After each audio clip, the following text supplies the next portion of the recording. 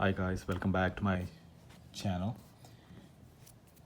Thanks for watching it, and if you like it, please feel free to subscribe. These are cuttings of cherry from a cherry tree and orange tree. These green ones are from orange tree, and the brown ones are from a cherry tree.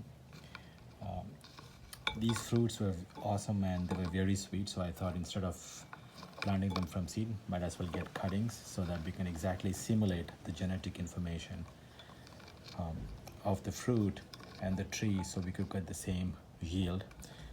So here's the cutting. If you look at it, look at the cutting at a 45-degree angle, and there is a node in there. So I just dipped these in water. I've been having it in water for about a week and a half now, and if you look at it, look at that, beautiful sprouts.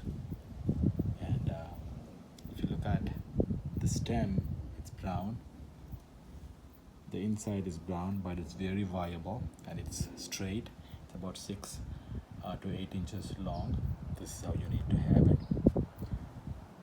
And this is the second one of the same from the same tree, and it's still not sprouted. So maybe another week or so. If you look at it right there, so this here, see, there you go. I see it. I missed that actually. Look at that, guys.